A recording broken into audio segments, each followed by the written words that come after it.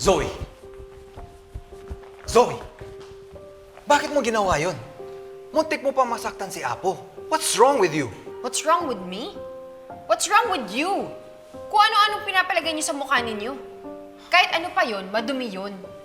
Kaya pwede ba palayasin niyo na nga sila? Zoe, kasama yun sa ritual nila. Huwag mo naman sila bastusin. I don't care. It's still unhygienic. And how sure are you that's just mud? Kung maaga ka sana dumating, nalaman mo at pwede kang umalis. Hindi yung late ka na nga, binabastos mo pa sila. Teka, ba't parang ako yung mali? Talagang ikaw ang mali. Nagpaalam sila sa atin tungkol sa paniniwala nila. At we agreed. Di ba nag-no ka na? Bakit bigla ka sumulpot? Tay? Pare, uwi na sina Apo. Pero i-check muna ni Annalyn ang BP ni Apo bago umuwi. I-check ang BP? Bakit? May hypertension daw po kasi pala si Apo, kaya kailangan po natin siyang ma-check muna. Okay, sige anak. Samahan mo muna sila sa ER. Tara po. Sandali.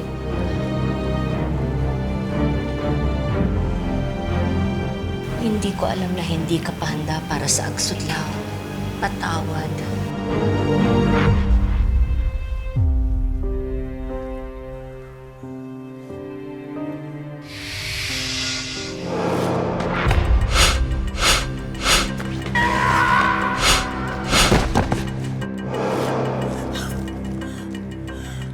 May dugo yung mga kamay mo!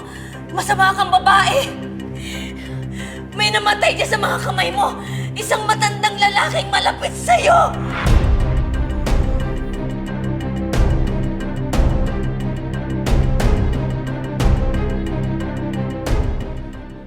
Ano sinasabi mo?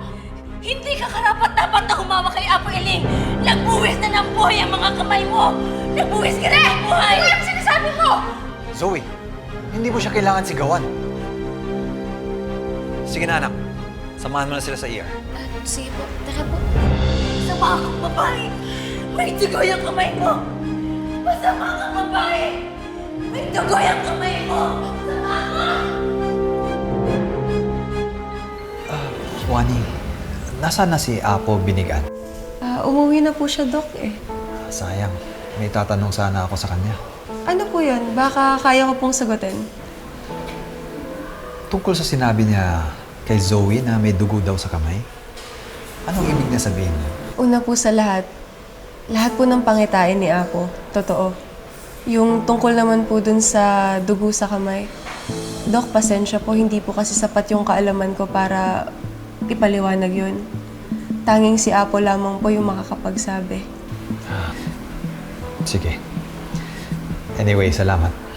Sige po, una na po ako. Ayusin ko lang po yung gamit ng lola ko. Sige, mag-iingat ka. Sige po, salamat po.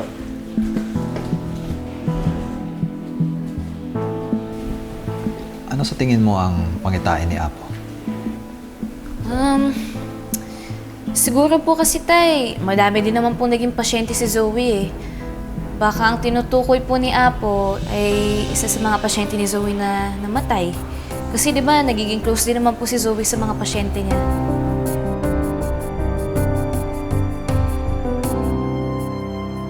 Dugo sa kamay? Paano niya nalaman yun? Does he know anything about your Lolo Pepe? Hindi ko alam, Mami. May mga ganun talaga. Clairvoyant or seer yung tawag sa kanila.